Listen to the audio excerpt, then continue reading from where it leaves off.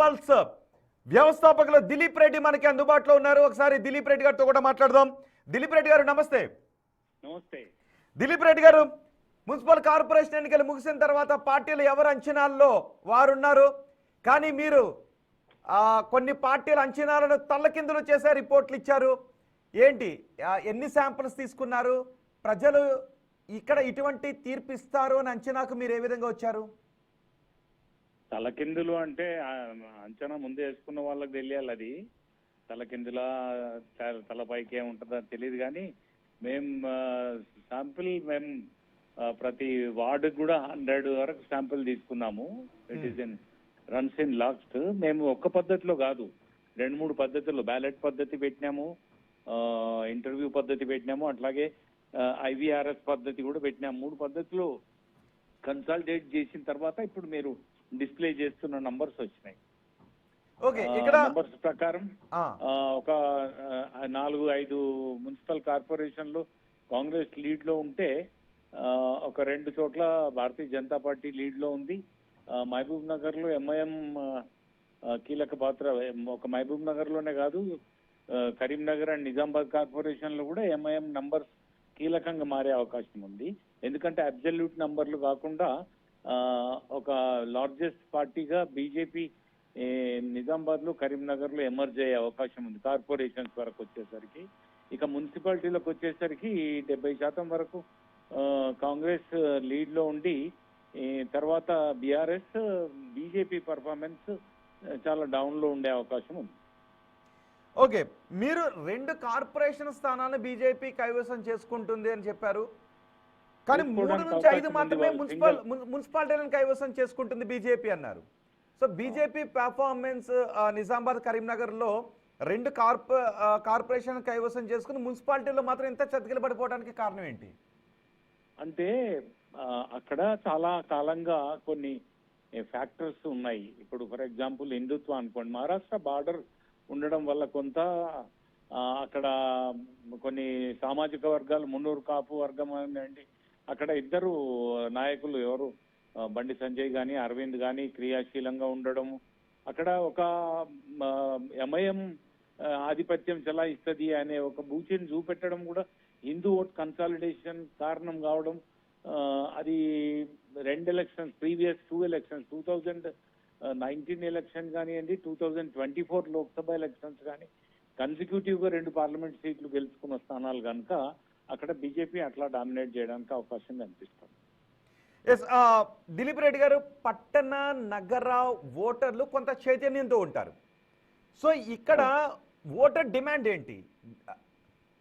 అంటే నిజంగా voter demand యాంగిల్లో జరుగుతున్న ఎన్నికల లాగా లేదు ఇది. మిగతా అన్ని ఎన్నికల లాగానే ఒక రొటీన్ పద్ధతిలో political influence, political manoeuvring, political pampering ఇట్లాంటివి జరిగినాయి తప్ప నిజమైన ఇష్యూస్ తోటి జరుగుతున్నాయి కావు.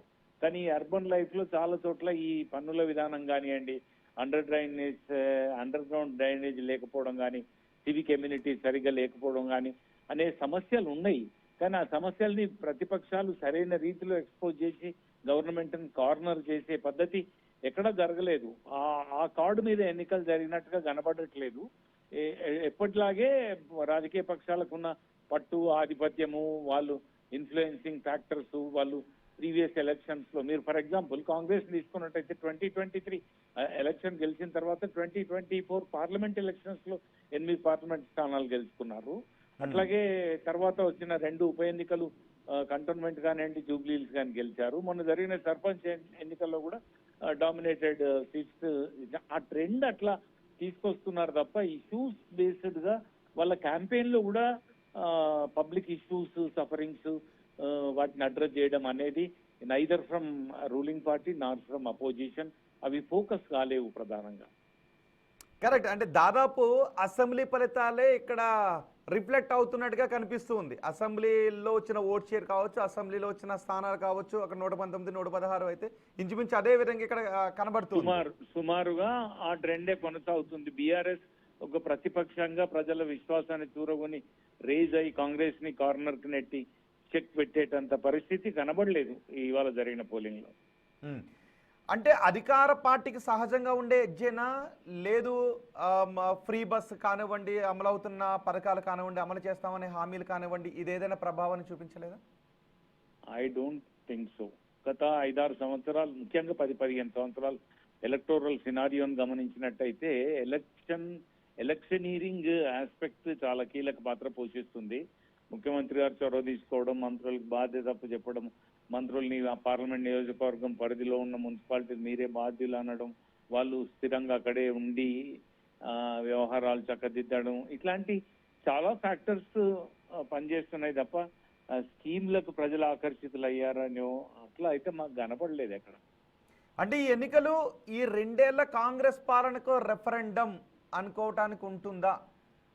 కష్టం, అట్లా అనుకోలేము. ఎందుకంటే అర్బన్ లో కూడా అర్బన్ నేచర్ లోనే ఉండరు ఓటర్లు. ఇప్పుడు 52 లక్షల మంది ఓటర్లు ఈ ఎన్నికల్లో కార్పొరేషన్స్ కానీ మున్సిపాలిటీస్ కానీ, అటు 7 కార్పొరేషన్లు ఇచ్చే 116 మున్సిపాలిటీలు అయినా కూడా వాళ్ళు చాలా మళ్ళీ గ్రామీణ రూట్స్ నుంచి వచ్చిన వాళ్ళే ఉంటారు. పట్టణాలలో కూడా పిల్లల చదువుల కోసమో, ఉద్యోగాలు, వ్యాపారమో, రకరకాల కారణాల వల్ల గ్రామీణ నేపథ్యంతో వచ్చిన వాళ్ళే ఉంటారు.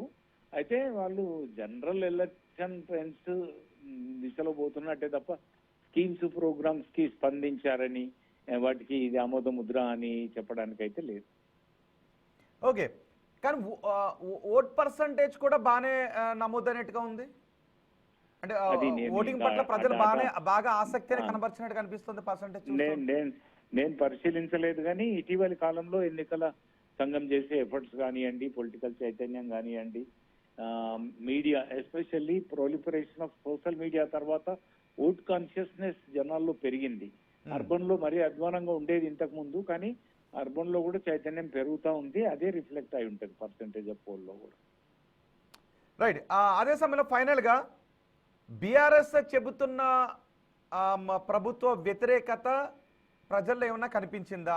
ఒకటి, బీఆర్ఎస్ నేతలను ఏడిపించడానికి, ఇబ్బందులు పాలు చేయడానికి నోటీసులు పంపిస్తున్నారు. కేసీఆర్కి నోటీసు పంపించడం కూడా ప్రజల్లో కొంత సెంటిమెంట్ని పెంచింది అని మన కేసీఆర్కి నోటీసులు ఇచ్చి విచారణ జరిపినప్పుడు మాటలు వినిపించాయి. ఇవేమీ కనపడలేదా? నాకు అట్లా ఏం అనిపించలేదు. కానీ ఒకటి ఏంటంటే, అపోజిషన్ పార్టీగా ఒక కొత్త విశ్వాసం ప్రజలలో కల్పించడం అన్నది బీఆర్ఎస్ వైపు నుంచి కనబడలేదు.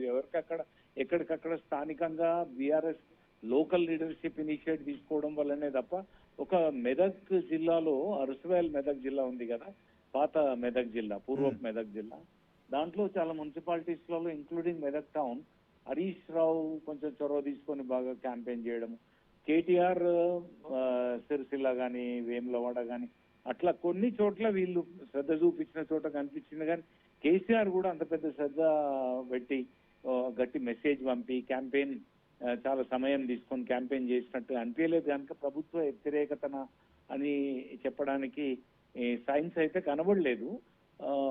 బట్ బీఆర్ఎస్ కనుక బాగా స్కోర్ చేసి నెక్ అండ్ నెక్ కాంపిటీషన్ ఇచ్చి ఉంటే ప్రభుత్వ వ్యతిరేకతకి ఇది ఒక సైన్ అనుకోవడానికి ఆస్కారం ఉండేది.